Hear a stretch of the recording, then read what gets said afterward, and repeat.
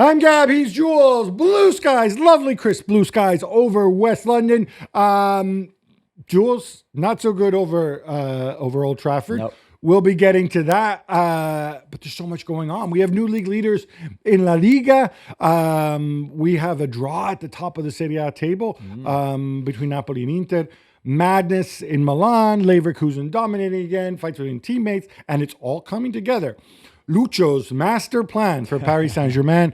Anyway, we'll get to all that. Hope so. But we have to start at Old Trafford. And I don't want to make people feel like we're picking on United. And I debated, what should be the biggest story this weekend? Real Madrid losing or United getting knocked out of the FA Cup? And we settled on this. Yeah. Because I saw little teeny tiny signs of progress. In the end, it's hard to escape all the negatives, though. 7 straight Premier League games at home at Old Trafford. They go a goal down. Yeah. Not a Premier League game, this one against Fulham, obviously, but it happens again. Yeah. And in the end, they're bounced out. And I said they should focus on the trophy, the FA Cup or the Europa League. It's only path into Europe. Now one of those two is gone. Yeah, it's only really the Europa League left. They've got their first leg, last 16 tie against Real Sociedad in Spain on Thursday night. And okay, we saw Real Sociedad being battered by Barcelona, but with 10 men for almost 80 minutes. But it's not going to be 2 easy games at all, home or away. And you said that you saw a bit of improvement, maybe in that second half after Garnacho came on, but I also thought that Onana made big saves in extra time, for example, and before the penalty shootout. So I'm not sure exactly how much they're improving and where they're improving, but they have no certainties, that's for sure, and they keep making the same mistakes, that's for sure, and they're still not creating enough with the ball and scoring enough anyway. Even if you look at, okay, defensively, this is not good, we know. Happy birthday, Harry Maguire, by the way, it's in 2 days' time. But you're still not very good, and defensively, they are not very good. But even offensively, even with Garnacho, even with a better Zirkzee, certainly before the shootout, even with Bruno, he's still not good enough, I think. All right, this is what we talked about. We talked about how like some of their better performances this season came against Arsenal and Liverpool, where, it's maybe easier to get your defensive organization straight in the 3-4-2-1. So I thought Fulham was going to be a challenge because he's a much smarter. I mean, he's much smarter. He's a really good manager. Yeah. The Fulham manager, Marco Silva. He's really, really good. It is good. And games like this, he knows how to play them. So I worried for United having to go and attack them, and it's kind of vindicated a little bit in the first half, even though I did see some improvement. But then they concede, and that goal, and I'm thinking to myself, how do you let the opposition have 2 touches like that where you're standing, where you're standing still? And Calvin Bassi, by the way, Italian born, not quite bred, but still we claim him, born in Aosta. You're allowed, for sure. Even though he plays for Nigeria and grew up in England, but still. Yeah, still. And it's another goal considered on set pieces since Amorim arrived. The most of all Premier League teams, they just can't defend set pieces. And that was the case again, because you can have a good corner and you jump over me and I still mark you and you beat me up in the air. That's fine. It can happen. It could be a one-on-one challenge. This one is just you fall asleep. You're not ready. You're not on your toes. It's terrible defending from start to finish. This is switching off. This doesn't have to do with set piece coaches, set piece defending. It's nothing fancy. No. Credit to Fulham that they took that. The equalizer, again, Bruno doing Bruno stuff. Yeah, the Dalot-Bruno combo is very often what works for them. So the Dalot-Bruno combo works. Zirkzee, you were praising, even though Mark Ogden doesn't like him. Yeah, but Oggy is not a flair football fan like us, Gabby, that's why. But yeah, I thought there was improvement. Because he missed his penalty, and that was what cost them even, I guess, more than Lindelof, because if Zirkzee had scored, they still would have had a chance if Onana had saved the last Fulham penalty to do something. But I feel that with Zirkzee, maybe that would just knock out even more of his confidence that was already pretty low because he hasn't done as well as he should have, I guess. I thought it was interesting. I don't like Bruno in front of the back four. I know why he's there. Yeah. I did think that, this was... I put it this way. I was surprised to see Eriksen in there. I'm assuming there's got to be fitness issues as well. I see no... Or unless maybe he thought maybe he followed our advice and says, put all our eggs in the basket, and Eriksen with his experience is going to make the difference. But Jules, so many players out for Manchester United that or suspended, like our boy Patrick Dorgu, that you can't, I feel like you can't really fault the lineup choices too much because his options are limited, with one big exception. Or possibly two, because I guess he could have played Casemiro and Ugarte in midfield, but then there would have been nobody to pass the ball, right? The exception being Garnacho, right? There was some issues with him down the tunnel in the previous game. He brought him on. When you go from Eriksen to Garnacho, you're choosing two totally different profiles of player, right, in that role. What's your take on this? Because I don't have a problem with Garnacho off the bench. No, although he's one of your three best players, right? So for a game like this, who is better than Garnacho? No. I'm questioning the fact that they have three best players as opposed to just one best player. Just kidding. No, again, just maybe kidding. I'm being unkind. No, but so you could question. So the way I saw it when I saw the lineup, and I had a feeling that it would be the case, is he sanctioned him. Okay, you throw a strop? No, Yes. And then you went straight down the tunnel. Yep. When you were subbed off in the Ipswich game, I didn't like it. It's not the right image, all of that. So arguably was what was one of the best games of the season because, as we said, this is Europa League and FA Cup where you last hope for something actually positive this season. So for one of the biggest games of the season, you drop him to the bench. And then because you realize you made a mistake, but you know how much better this team is with him, you bring him on after 50 minutes because you need him so badly because your team is not good without him. So you could question that, although this is maybe just the authority that a manager needs to have at a club like this. Okay, maybe not. The issue I have more, Gabby, is that he's been here since November. Now we are in March. And this idea that he still doesn't know what the best combination is in midfield, or pretty much everywhere outside of maybe the back three, is just doing my head in now. Surely by now you would know that Ugarte Bruno is the best call. Then Højlund as a 9, and then Zirkzee. It's Ugarte Bruno. But then he still keeps changing, Gab, and we still see different things all the time. And I'm just like, settle to something and then play them together longer term or mid-term because there's not many games left anyway. I think long term, it's Bruno is at 10. Short term, because nobody can pass the freaking ball and Kobbie Mainoo is out. Mm-hmm. Not that Kobbie Mainoo is necessarily right for that position. No, because he said himself he should play as a 10. That's his best position. That's great. But he needs another Ugarte busybody, but ideally one who can also pass, which, big ask, right? Yeah, they're not easy to find. So he has to play Bruno there. But I don't think he wants to play Bruno that far away from goal. I don't think it makes sense. I think in this game where he projected that Fulham were going to be more defensive, and he's like, all right, we're going to have a lot of possession in the opposition half, so it's okay to have Bruno in that role because he's still going to be close enough to the goal. You have some license to get forward. Eriksen's a smart guy. He can pass a little bit. Maybe they play 1-2. Eriksen will cover for him. I think this was his view of how the game was going to plan out. And I don't fault him because I think that is that's kind of what you expected to happen. What I think with Garnacho is I think they do really have an issue. And this is a big call for the club to make. He's obviously a very gifted player. They're obviously committed to Amorim in the long term. There is no role for Garnacho in terms of what we've seen so far in the 3-4-2-1. It just doesn't work, right? He hasn't learned to play in that 2 yet. So yeah, but it still makes a difference when he comes on in that position. So yeah, when you're scrambling and chasing the game. It might not all be lost still.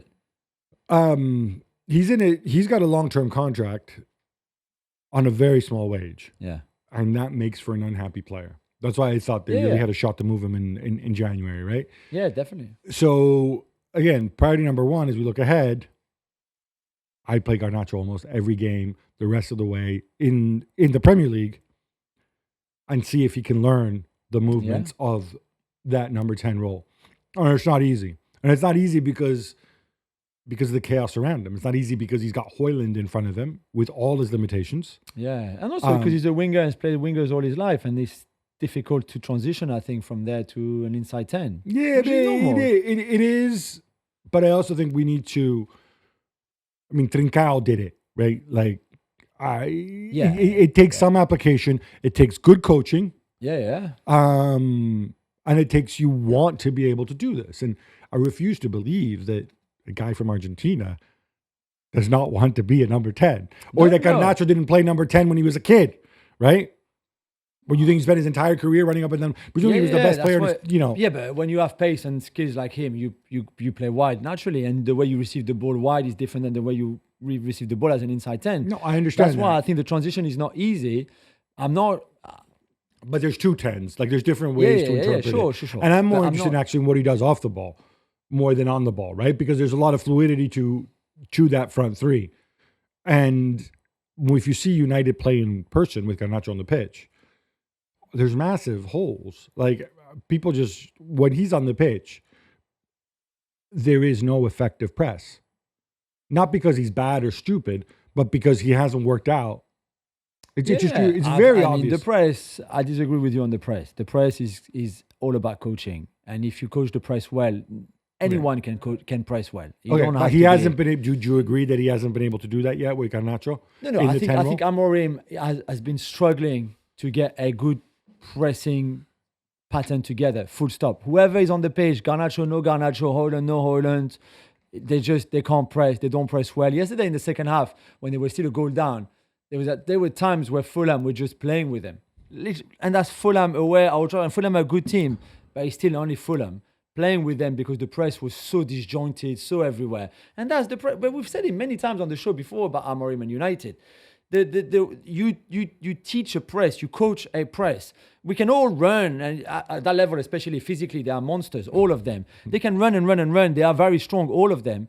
So it's all about how you coach a press, and he still hasn't been able to do it efficiently. That's why they're still all over the place when they try to press. I agree with you. I don't think Garnacho's mindset is about let me recover the ball 5 seconds after I lose it. That's not, I don't think he's one of those that is not really him. You had a manager before this who built his whole career at Ajax over a quick recovery from the press. True, but he also struggled to implement it. But you're right. I think it's an issue. I think we have to give some credit. Actually, no, let's pick on United some more. Yeah. Lindelof, do you want to do Lindelof now? Why is it? Just to finish on Garnacho, because Garnacho really should be in your top 5 penalty takers. We agree on this. So he should. However, I learned from my nerdy commentator that I was listening to on television that Lindelof scored the winning penalty in some European under-21 game 10 years ago. He scored in his last 2 penalty shootouts. It's not because he scored in the last 2 that he's going to make it 3. He's still Victor Lindelof. He's still not very good technically. And I know taking a penalty... It's a different skill, taking a penalty. Still. Did you think, like me and the whole world, when you saw Lindelof moving with the ball, he's not going to score here? Did you? Yeah, no, I kind of did. When I saw his face. We all did. Whereas when Sonderberg or Anthony Robinson stepped up, we all knew they were going to score. Anthony Robinson was almost too loose. Dude, what are you doing? What was Lindelof? I know he scored in his last 2 penalty shootouts. You knew he was going to mess it up. And I just don't know why Garnacho is not taking one of the top 5 penalties. And you want to be a top player, you want to be a leader, this is part of your responsibility, I think. There's more negativity, more people railing about Ratcliffe. We've picked on him a lot. I wonder, at what point is there a scenario? I mean, the Glazers care because it's hurting their investment, right? Yeah. I wonder, and the clock is ticking. I think he has 2 years left, 18 months. Yeah. And then, they might renew this kind of agreement. Yeah, but then at that point, but you're not going to keep renewing it if United keeps sinking like a stone, right? True. But for now, it suits them perfectly. I wonder what point is Ratcliffe going to maybe walk away and get bored with this and say, all right, screw this? Well, and sell his shares. He doesn't need to sell his shares. He just hands the club back over to the Glazers to run. And I know, but the whole idea is that this is the club that he supported as okay, a kid. but that's a stupid idea. But no, because right? he wants to be part of running it. Yeah, no, and Why he would says you, that, and he builds a but no, stadium. but why would you spend 2 billion and then have a chance to be part of running it and then not running it? First of all, he hasn't spent $2 billion. No, his company. This is still his company. It's 1.3 billion. Okay. And I'm pretty sure they financed that money. But I don't know, maybe because the rest of his empire is taking hits left, right, and center. True. Because he's older. Because I think he's discovering that it's not fun getting all this abuse continually. It's not easy. It's not easy either. It's not easy. I know you're running your marathons, but you're still a man in your mid-70s. Maybe you have other interests in life. Do you think he underestimated the task at United? That he thought, this is what I've done all my life. You know, I've been successful in every move I've made everywhere all the time. Nice was fabulously successful. He nearly went bust several times. Nice was not a disaster. You know what? This whole Nice success was not a thing. disaster. No, I'm not saying it's a disaster, but this whole but I've been successful at everying. But It's no. it's He said no. He's not. It's not true. He's had his butt kicked a bunch of times. He nearly went bust several times. He's Ineos is still worth a fortune. The valuation of Ineos is super high. The valuation is high, yeah, but even the fact that even the fact that he's taking a reputational hit time and time again, I don't know. I think it's got to wear on you, right? Yeah, no, maybe. I just wonder if he underestimated the task and if he thought I can go do what we do for normal business with cuts and making things better financially, putting the right people in the right place. And I think Jean-Claude Blanc is good. Dan Ashworth, we can debate. I'd love to know what Jean-Claude Blanc thinks about this whole thing, because he has managed to keep his name out of. I think this is like the first. Brailsford as well, to be fair. Whereas I think Brailsford has a lot of accountability in this. It's interesting you say this, because my sense, speaking to somebody who's quite familiar with the club, is that Barada has kind of put Brailsford in a corner to play with his toys and his Project 21 or whatever the hell it is. Yeah. But he doesn't have the clout that Barada has. You still see him at every home game, so he's there. They show his face. He looks but it's true. He looks like the large egg. No, but he does. But he also looks like the guy is invested, and look the disaster that it is so far. It's an interesting one. We have to give some credit to Fulham. In fact, a lot of credit to Fulham. Yeah. As you know, I'm a big fan of Marco Silva. Yeah. I'd love to see him get another chance at a really big club. When Fulham fans don't get angry with me, when the time is right. Mm-hmm. What I like is that he said it, but I think he also backed it up. They're prioritizing the FA Cup in an age when so many teams are worried about the Premier League position. And you can say, look, it makes sense because they're not going to qualify for Europe by the Premier League, and they're not going to go down. So this is really important. And I think this is what you want. The enthusiasm that they've generated around this team among their fans. And admittedly, there aren't many Fulham fans, but there are some, and they're noisy. Sure, of course. They've never won any trophy in their whole... they won the championship title. I think they won League One as well. Yeah. But never a League Cup or an FA Cup or anything. They obviously lost famously a European Cup final. Not the big one, but still they lost one. But this would be amazing for them, and it would just be a reward, such a nice reward for how well this season has been going. Because really, their ceiling is that. Their ceiling is ninth, right? I don't think they can finish top 8, even when some of the big clubs are underperforming, like United and Spurs. This is probably where they are at right now with the squad that they have and the money they've invested in the summer, for example. So the FA Cup, at the draw, do they play the winner of Forest and Ipswich in the next round? Do you think I have Maybe. any idea? The FA Cup draw was last night. Because it's so open, they play Crystal Palace in the London derby in the next round at the end of March in the FA Cup in the quarterfinals. So it's open because Bournemouth plays City as well. One of them too. I think it's kind of neat. Now, television executives who paid money to screen the FA Cup, including our bosses, might be a little bit annoyed that, look, of the big 6, there's only one of the big 6 left, Manchester City in the competition. Personally, I think it's great, and it's really good for the Premier League as well. And great weekend.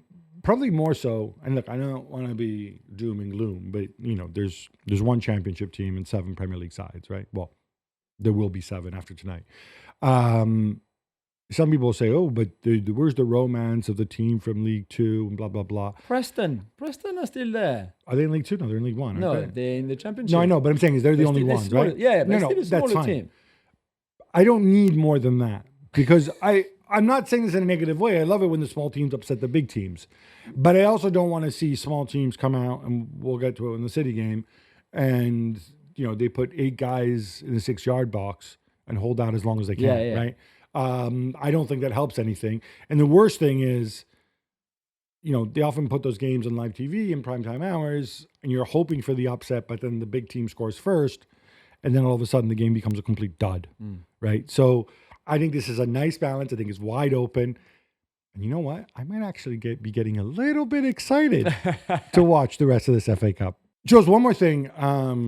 Wayne Rooney, I just don't laugh. Because I know you were not too much in agreement with what you said. Yeah. Wayne Rooney was on television and he said that Ruben Amorim and United are naive. Amorim fired back saying, we're not naive.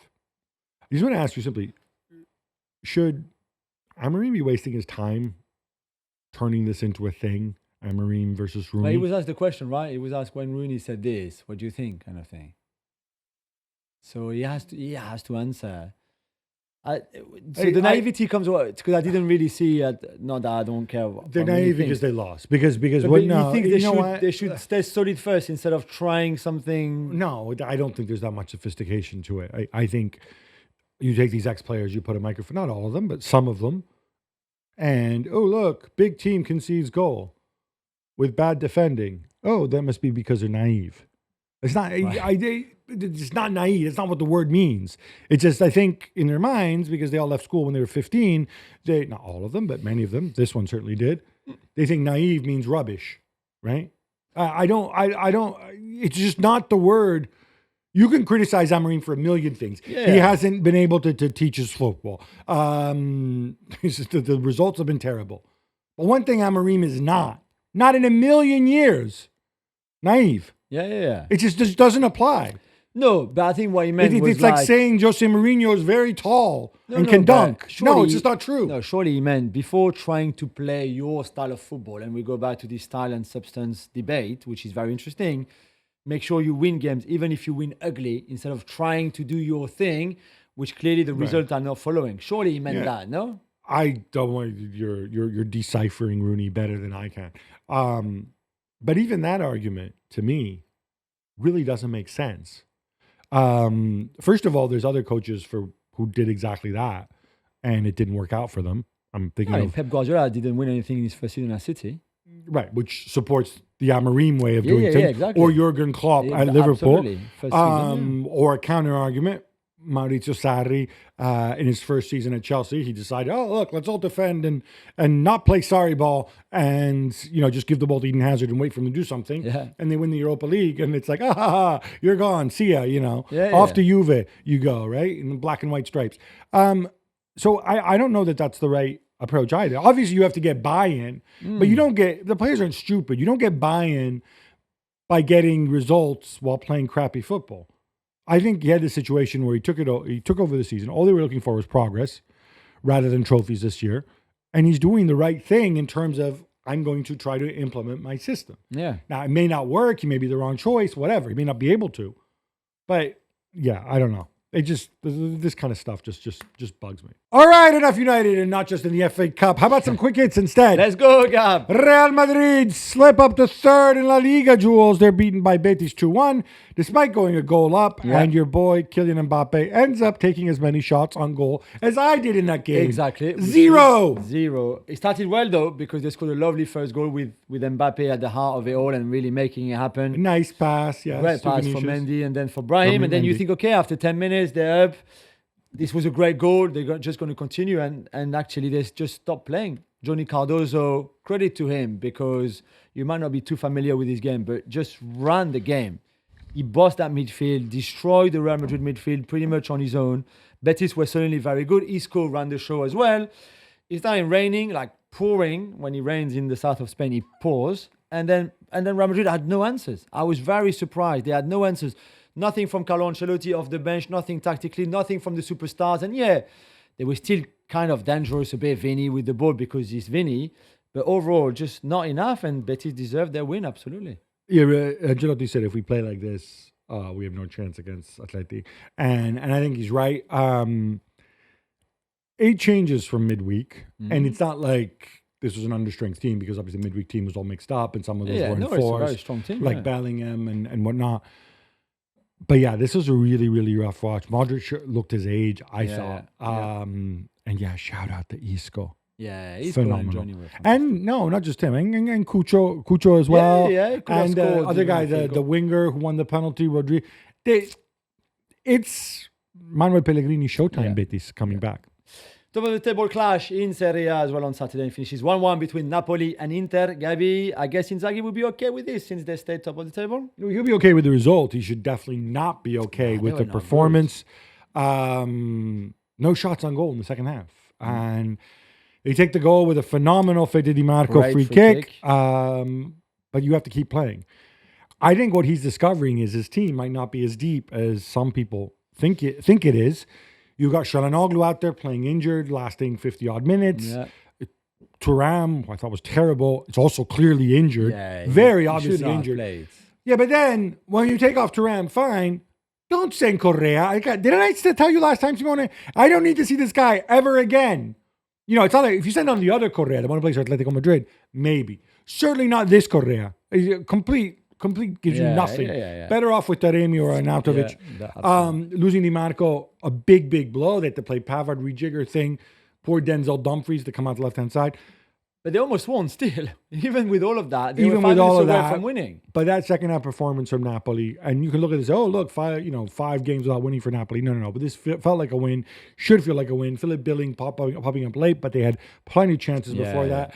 And in fact, they had chances in the first half too. If Raspadori and Lukaku could ever sort out their feet. And I'm thinking, by the way, of that little pass that McTominay does with the outside of his boot. How about that? Who's expecting that from McT? Shout out to Billy Gilmore. Also the whole double playmaker. He and Labocca. Just really impressive from Napoli. And Inzaghi needs to get it together in double quick time. Brighton come from behind to beat Newcastle 2-1 to advance to the quarterfinals of the FA Cup. Jules, can you explain the Anthony Gordon red card to me? Well, because you don't agree with it. I don't understand why you would possibly do that. You get fouled and manhandled the entire game. I'm going to choose this moment, 7 minutes from time, to go and have a little hissy fit and hit the guy in the face. I think he lost it, and Van Eyck was putting his shirt. You could clearly see it. I think he'd had enough, and his reaction was to just push him in the face, which is not acceptable, I think. Completely, they will appeal. Because it's a 3-match ban. What are they going to appeal? On what basis? So the fact that he didn't push him in the face? No, that he was provoked, I think. That's the reaction from him. It's not like if suddenly he goes like this and elbows somebody or punch you in the face. It doesn't matter. You put his hands in his face. True, but it's a reaction to... I really hope... honestly, it's nothing against Newcastle, but it should not be overturned because of it. No, I didn't say he should. I'm just saying to you that they will appeal against the red card because they felt it was a reaction to... a first foul. So if the first foul is given, that's the reality. The first foul is given. Don't forget that Pope was sent off and suspended for the last League Cup final they played 2 seasons ago against United. If they were to lose Gordon for this one against Liverpool in 2 weeks' time now, it would obviously be a massive blow for them. Bayer Leverkusen destroy Eintracht Frankfurt away 4-1 in a one-sided affair. There's still a big gap between second and third in the Bundesliga. Yeah, 3 goals in the half hours, wiped the floor with them. Yeah, they were so good. They were really, really good. The biggest, and to me, the most telling thing, people got annoyed at Buendia and Boniface at the end when they got into kind of an argument with each other. You guys, it's an injury time, and you're arguing because you're getting each other's way to score the 5th goal. I think that's a positive sign. That shows you how hungry they are. They want to be a part of this. Leverkusen flying. I'm going to go see them at the Bayer Arena in the return against Bayern, and I am hyped and amped for this game. Jules, we're not done because we got more quick hits. Yes. It's the itsy bitsy spider. Well, not so itsy bitsy. Julien Alvarez comes off the bench at Atletico Madrid, overcome Atletico Club de Bilbao, even 1-0 to leapfrog Real Madrid ahead of their big Champions League clash. Jules, the gods are smiling at Atleti, who I thought were very fortunate in this game. And I have a feeling you're going to bring up the genius of Simeone's substitutions. Yeah, because we have to admit that once again it works. I think he's got more goals from Serbs than anybody else in La Liga, which is important. And this time, usually your friend, the only Sorloth in captivity. The only living Sorloth in captivity. Sorry. They have one in formaldehyde. They keep it on Trafford. Who has an impact off the bench with Correa, with Lino, whoever it is. And this time it was Alvarez who came off the bench to score the winning goal. Marcos Llorente, nice assist. Yeah, of course. One of the games that I liked the most this weekend because it was really Athletic Club de Bilbao could have easily have got a point, if not more. They hit the woodwork 3 times. They were outstanding in that second half. And Atletico did what Atletico do really, is that they made sure that they didn't concede. They got a bit lucky and then they scored this goal. Nicely taken, but massive mistake defensively from Bilbao in the way they tried to play or not play the offside. But it's obviously very good omen from Atleti before the big derby against Real Madrid in the Champions League on Tuesday night. Simeone dialing back the clock on the sidelines, going nuts at the end. Yeah. Despite taking the lead, Plymouth Argyle eventually ran out of miracles and are beaten 3-1 by Manchester City at the Etihad as Nico O'Reilly backs 2 goals. Gab, City are favourites for the trophy now, even with the quarterfinals away at Bournemouth? Yeah, of course they're favourites for the trophy. They just have better players and they have a coach who's won much more than the Bournemouth coach. True. And so it's that. The thing about this game is the goal from Pavlarev or whatever, the Ukrainian guys, you know that was their only shot on goal? Yeah, but that's what you expected, right?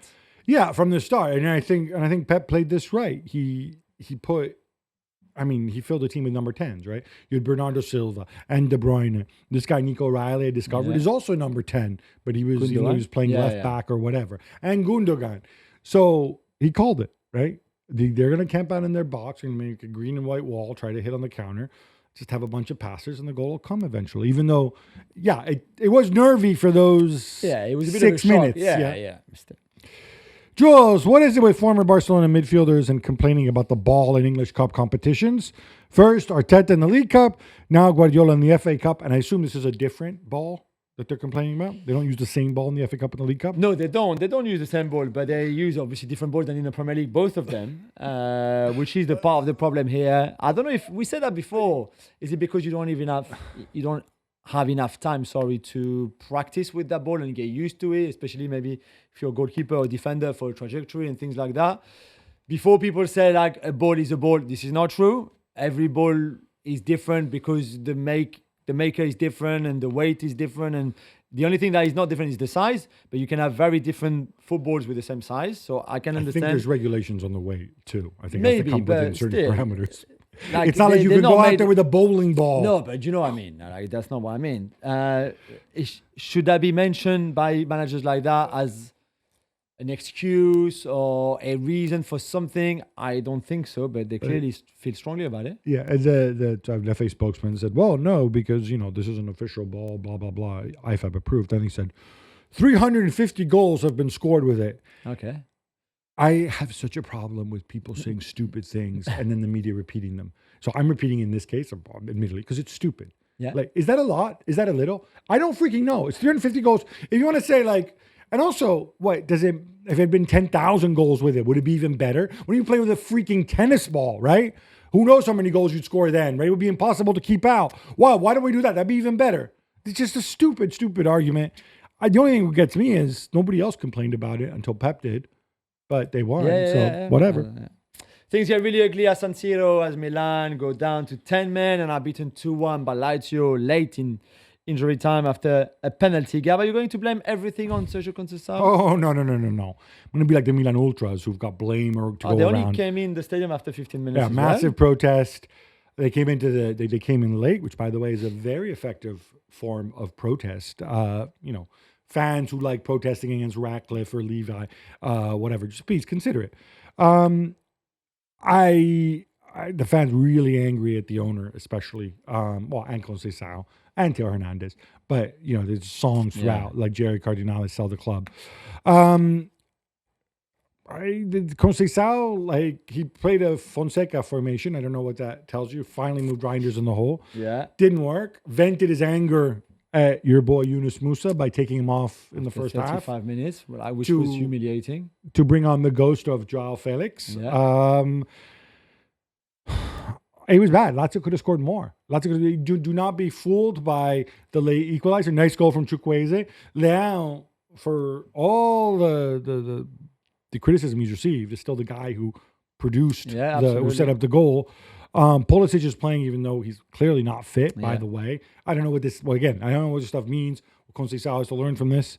In the end, the penalty, Magic Mike, he should not. It's another mistake. Now, I defended him before, but now, which I don't think is helped by the whole toxic environment. No. Even on what's on the pitch, it's not good, and he probably is frustrated, but that's a bad mistake. Well, I think he misread it. It was on Isaksen's wrong foot as well. So there's no way Isaksen is going to beat it. If you just stand tall, absolutely, that's all you got to do. But we'll see what happens next. 3.08 expected goals for Lazio. That is a lot. Yeah.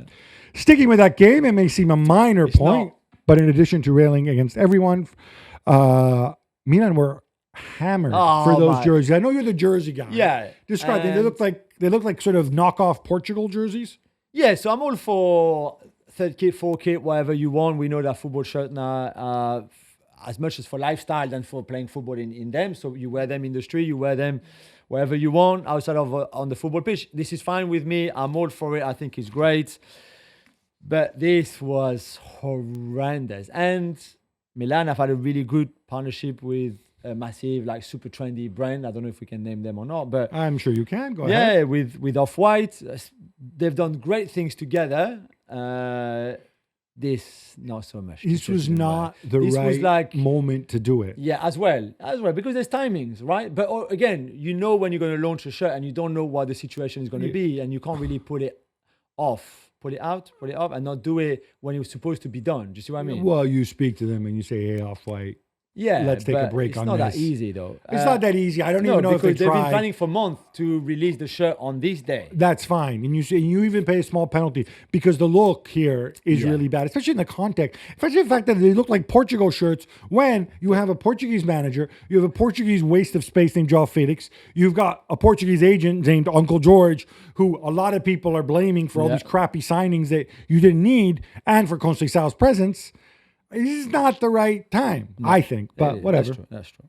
Barcelona destroyed Real Sociedad to go top of La Liga. Gab, they haven't lost since December. Are they now the favorites in this? I'm not 100% sure because I think there's still certain fragilities. You mentioned earlier, it's a lot easier when, the other team goes down to 10 men after 17 minutes. I don't have an issue with the call, although it did look to me like the right back could have got around and was going to get to the ball. I agree. He was last man, but there were players around them. And also, before we get carried away with the goals, and it was nice, Gerard Martin scoring his first goal. Yeah. Marc Casador scoring his first goal, but the ball basically hits him. Yeah. 2 of those 4 goals were deflections. Now, you can say, but Lewandowski meant it, maybe because it's Lewandowski, we believe it. Yeah. Casador, obviously, nothing to do with it. Yeah, I didn't. Set piece as well. Araujo is a set piece goal. Yeah, I think what's encouraging from this is, again, Pedri, Dani Olmo, who I've criticized in the past, and I thought Lamine Yamal as well, maybe despite not appearing in the stat sheet. Those guys are really special. I mean, Real Sociedad 0 shot, 0 XG. I know they were down to 10 for 80 minutes, but it's not that frequent that we see that. No, you expect more. Paris Saint-Germain only need 1/2 to score 4 goals against Lille en route to a 4-1 win. Jules, 10 wins in a row in all competitions. Their only 2 defeats this season came in the Champions League against Bayern away and Arsenal away, by the way. Yeah, that's it. Lucho Enrique's dream made flesh.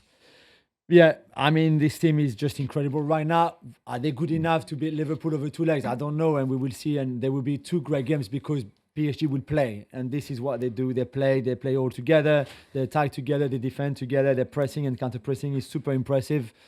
And it's the jigsaw is completed now. Certainly domestically, I think they've lost against the French team once in 67 games. But in Europe, it's different. Let's see on Wednesday night what a game this is going to be. Rule change in football, Gabby. Tell us about it. This is going to come in on June 1st. And basically, a goalkeeper, after he makes a save or whatever, the rule used to be that you can only hold the ball for 5 to 6 seconds. Yeah, it was never players used to go like this. Yeah, but nothing exactly. would do even after 10 now seconds. you have 8 seconds. And the reason, by the way, the rule wasn't enforced previously is people thought an indirect free kick is too harsh a punishment. Now you have 8 seconds to get rid of the ball. Yeah. And the referee will start counting you down. Otherwise, it's a corner kick. I like it. Me too. Jules, I think folks know we're big Paulo Fonseca fans here, but it's hard to defend his reaction or even understand his reaction at the end of Lyon's 2-1 win over Brest. And before you tell me about it, can I point out Ryan Cherky, unplayable again? I'll be so excited when Spalletti calls him up at the next international break. Or when he signs for Chelsea. Here you go. And you can see him more regularly in the Premier League. Basically, Lyon are 2-1 up. It's the dying seconds of the game. There's potentially a penalty for Brest. The referee, who's already yellow-carded Fonseca, who was very animated on his touchline in the first half, Benoit Millo, goes over to the screen, which is in between the two benches at the Groupama Stadium. So very close to where Fonseca is standing, near the technical area. And then Fonseca literally shouts so much that Millo comes towards him, and then Fonseca, literally is about to headbutt him. There's contact with their forehead and their nose, I think, more than the forehead. But Fonseca goes head-to-head with the referee, shouting, insulting him. He gets a straight red card, and rightly so. The referee said afterwards that he felt intimidated physically by Fonseca. Fonseca is, not only is he a lot more handsome than this weird-looking referee, he's also about twice his size. Yeah, he's much taller. Then the players separate them. Then Fonseca tries to go again at the referee. He would get heavy suspensions. We've had incidents like that before in France. Alou Diarra got one. There's a couple of other players who got 6 games banned, 8 games banned, 6-month bans. So in a week where we spoke so much about referee in France after the Pablo Longoria story the previous weekend, and him calling the refs corrupted, etc., you would think that everybody would now, on the back of all of this, would have the right attitude, and yet Fonseca goes especially since this. the referee's got a lot of sympathy, right? Yeah, of course. So to go and do this, it makes no sense. Also makes no sense to me is, on the replay, I mean, Brest are attacking. Marseille can't clear it. There's a lot of bodies running into each other, the ball bobbling around. It's entirely normal for VAR to take a look at it. It's entirely normal because there's a million things you might have missed, and there is no possible way that Fonseca can definitively say there's no penalty in there. No. Nobody can say, not even the referee, who, by the way, in the end, did not award the penalty, as you said. But he Fonseca goes mad even before knowing what the referee final decision is about the penalty. Because the referee would have said no penalty, Fonseca would have calmed down. Instead, he goes mad before even knowing the decision of the ref. So I'm just wondering, if you're a boy, John Texter, JT, what's your reaction? Because, dude, am I going to pay you for the 7 games or 6, 7, 8 games when you're not coaching? Do you find your manager? I think, I kind of hate to say it, but I think unless there's some stuff that we don't know that's going to come out. Leipzig scored within 1 minute at home against Mainz on Saturday, and then 3 all away again. Gab, you love picking on them. Go for it. I mean, look, Mainz, they're up to 4th in the table somehow because I don't think they're actually that good. No, not that good. You score within a minute, Xavi Simons, and I'm watching this, I'm like, oh, great, here come the SOS, finally, right? No, the other 2 guys are just stiffs out there, Sesko especially, and Openda. Marco Rose doesn't make any kind of adjustments. They got beat on the XG as well. They're at home. A little bit of pride. And then this kind of defending. Again, go on the Bundesliga website. They have these little mini highlights of just 1 minute to show you all the goals. You can see who does this, who defends like this. And my point now is Red Bull's global head of soccer, as they call it, that's his official title, is a man named Jurgen Klopp, who you might be familiar with. I've heard conflicting things. I've heard some people say, like, oh yeah, this job is just a jolly. It's almost an ambassadorial role. They don't really want to give him any power. He's happy to take some money and travel the world. I don't know if that's true. If it's not, then Klopp needs to get involved here and not just play out the string. They are closer to the bottom half of the table than after the They Champions should League. have sacked Marco Rose a long time ago. We keep saying it. He was never good enough for this squad, for this club, because he can't sort out this lack of concentrations, the drop of concentration, the focus, the mistakes. None of that. He's not the right guy for this job, and they still kept him. And like I said, between this and Salzburg, clearly something isn't working. You need to have some sort of internal review. Bournemouth advance in the FA Cup, knocking Wolves out on penalties. But Jules, how about Mateus Cunha losing his rag? And people in this country are all incensed by the fact that the VAR decision took 8 minutes and 11 seconds. Yeah, so for the first time we had semi-automatic offsides, like in the Champions League, for example. They were on trial this weekend in the FA Cup. So instead of having people drawing lines in the VAR room, instead it's just the robot and saying like offside or onside. It's simple, it's quick. It works very well in the Champions League. We were all very happy. And yet, in that game between Bournemouth and Wolves, the thing doesn't work. Can you actually believe this? That it doesn't work. In their defense, is what they said is they said, well, it works great, but if there's too many people in the way, then we have to do it manually and draw lines. So it doesn't work great. Because it doesn't work great. If, there's more than 3 players around, it's not going to work. So that means it doesn't work great. It's not the idea here.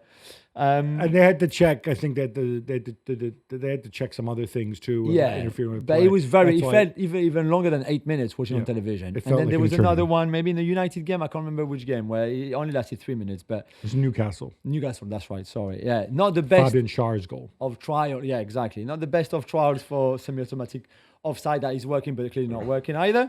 For Cunha, okay, maybe you're frustrated, you lose, you go to extra time. He scored a great goal before to take his team that was not good. Bournemouth were by far the better side overall. You're letting your team down. You're the best player by far in a team that should be okay to stay up, but it's not given just yet because the 3 teams behind you are not very good, but they are still in touching distance of you, Wolves.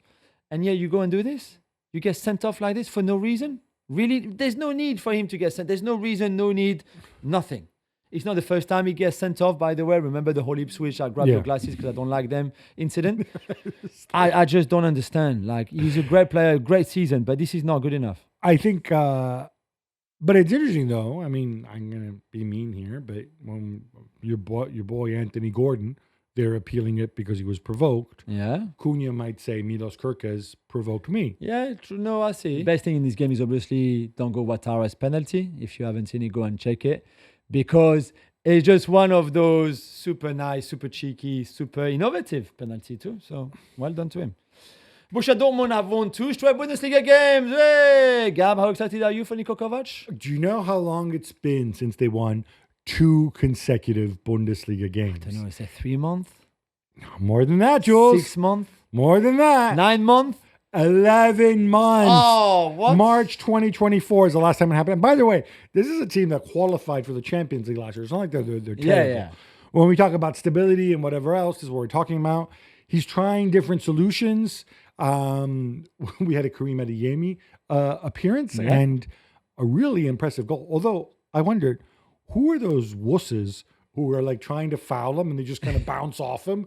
I mean, where do they find these guys? Like, all of a sudden, he looks like Erling Haaland, which, it's not really not anything.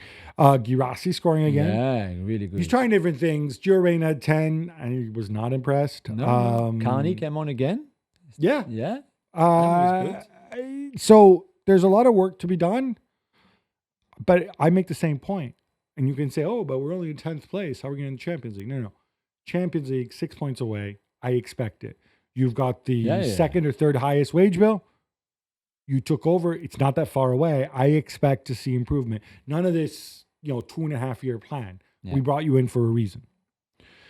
This was way back on Friday, but Bayern come from behind to beat Stuttgart 3-1. We had a rare João Palhinha start. Rare. First one since November.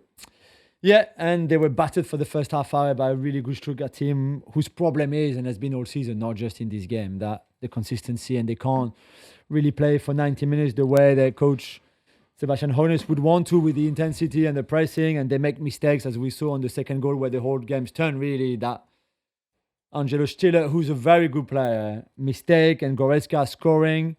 So it's a good win in a way of Bayern to show character and to almost grind it out, because it was not easy for them for certainly the whole first half. Another goal for Olise. And I guess this is a kind of a goodish preparation before Bayer Leverkusen. Yeah, and an extra 24 hours to recoup. Yeah, true. That's very true as well. Atalanta are held at home by Venezia 0-0. Gabi, 2 points drops. Are you writing them off for the title? No, and everybody's like, in Italy, they're all so negative. Like, oh, Atalanta wasted this. Oh, well, Gasparini's lost this and that. I mean, they hit the woodwork twice. They had killed them on XG of almost 3 or something. Yeah, they had a bazillion chances. Sometimes decent. you need to take a lot of shots to score. Yeah, I mean, it's just, it didn't happen. Venezia could have stolen it at the end. They had a great chance. It's weird, and maybe statistical quirk. People are saying, oh, something wrong because they've gone 5 home games without winning.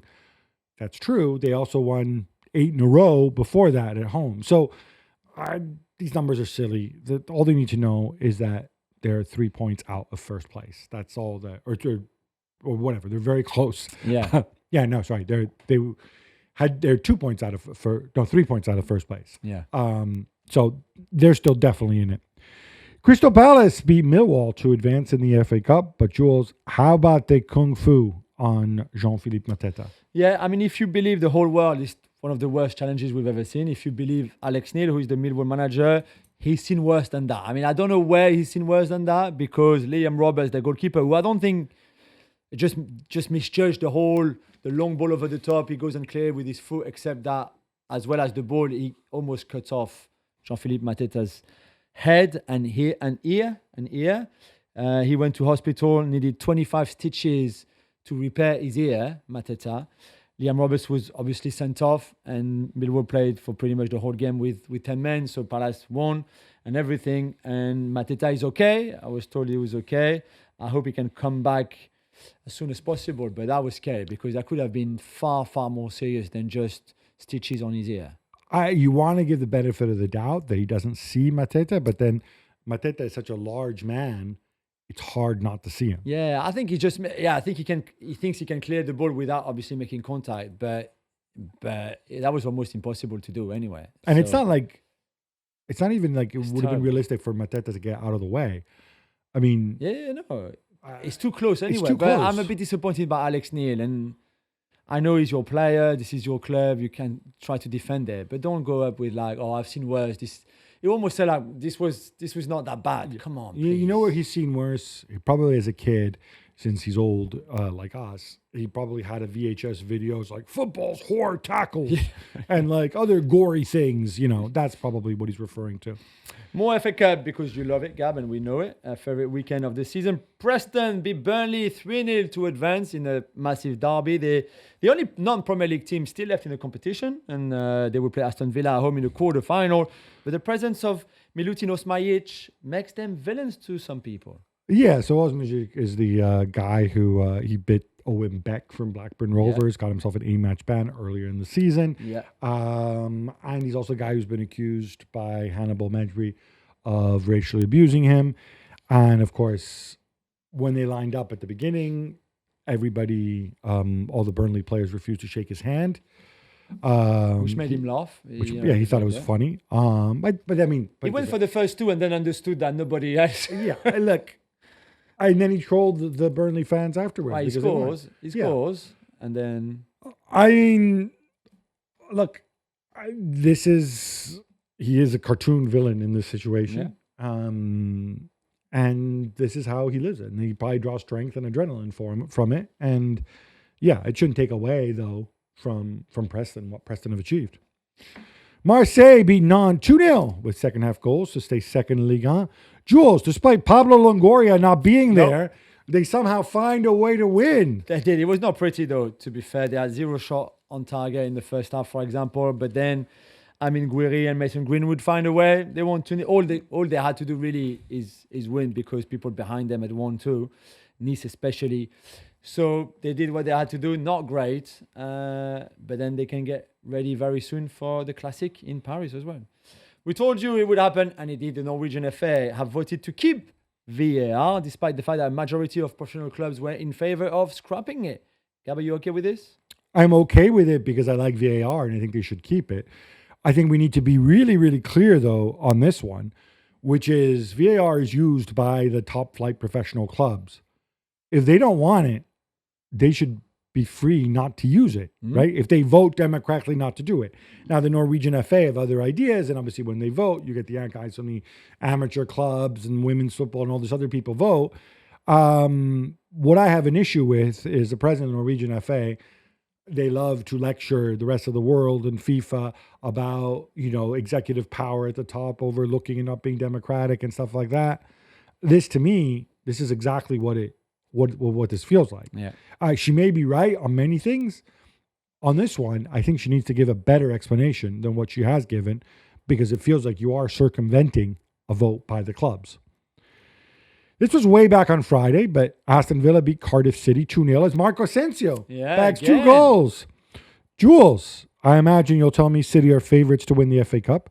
Are Villa second favorites? Well, I guess they had the best of the draws for the quarterfinals already. I know it's away at Preston and it won't be easy, but it's still the only team they're facing. They got to face Osmajic. Who's Osmajic going to get into it with? I don't know, but it's not a Premier League team. That's what I meant by that. I want to see Tyrone Mings versus Osmajic. Yeah, that's pretty good. The problem with Villa is the lack of consistency. But hey, guess what? City are very inconsistent too.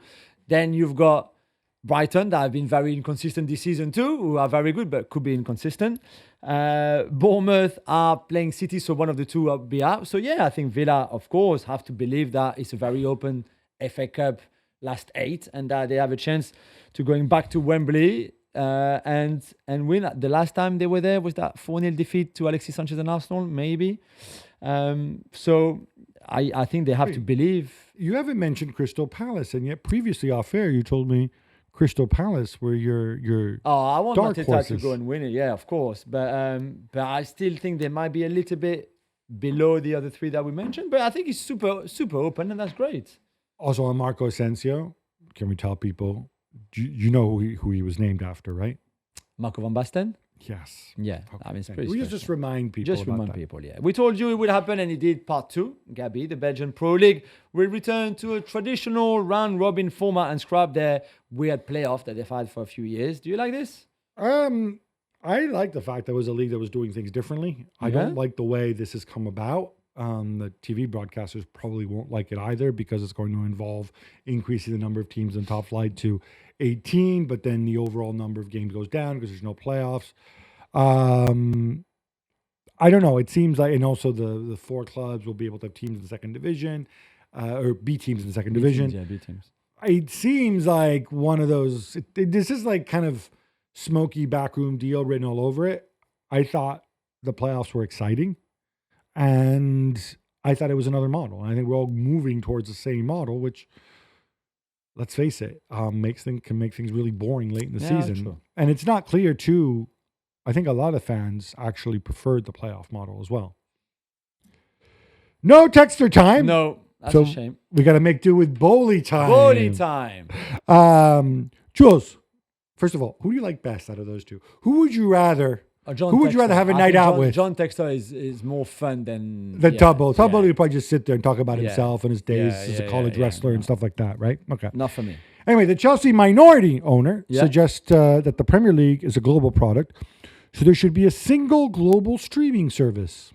What? So for TV, the same TV shows the games all around the world. Yeah, like say he brought up Netflix. Could be Netflix. Could be DAZN. Okay. And so anywhere you are in the world, you watch it. What doesn't he like the domestic broadcasters to show? Okay.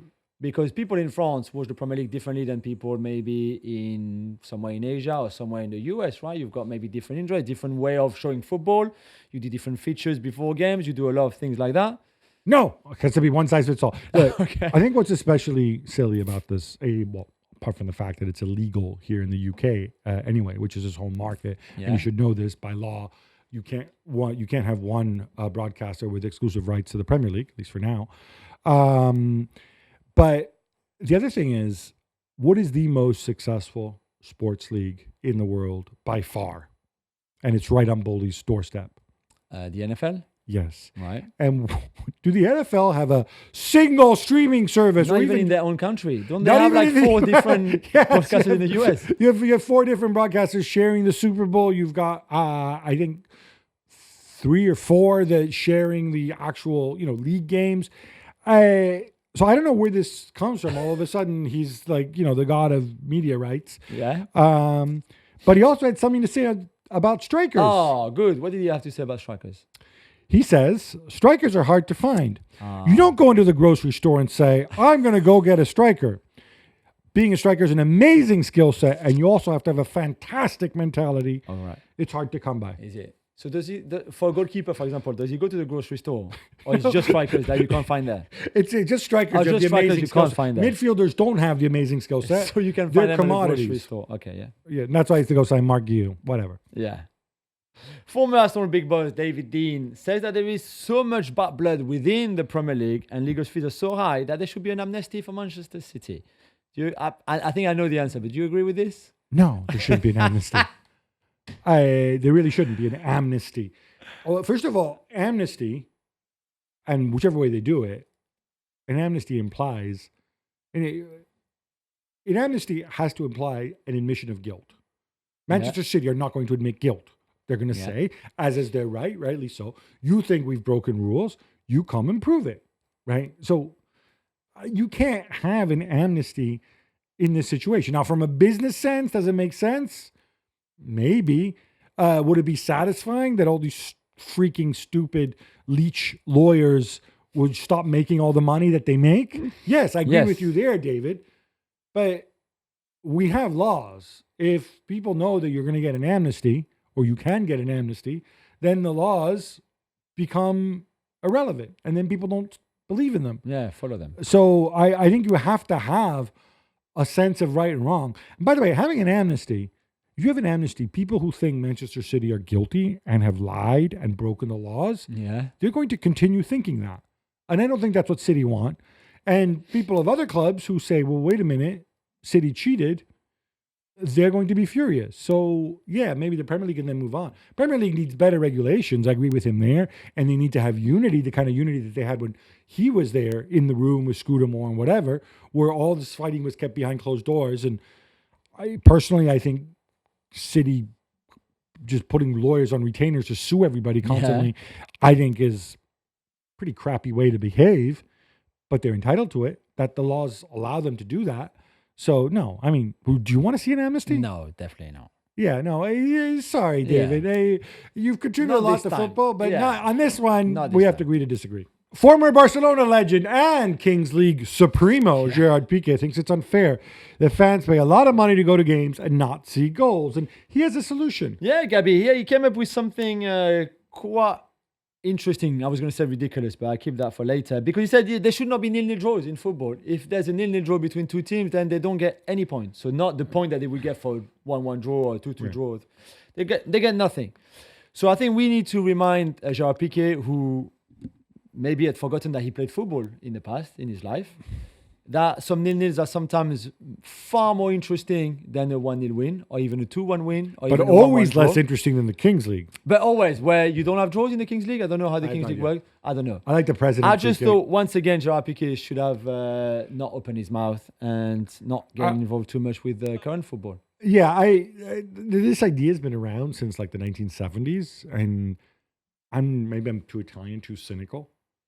But if it's 0-0, and I know that I'm going to get 0 points instead of 1 point, I'm going to tell my captain, go to the other team captain and be like, hey, let's both score. Let's pretend the game is over now. Let's both score a goal so that we can both get a point. And isn't that exciting? This brings us to an end. Oh, yeah. But guess what? Guess what's coming up? The champions! All right. I am super excited. I know you are too. So we're going to come back on Thursday and share it all with you. Until then, love the game, love your neighbor, love yourself.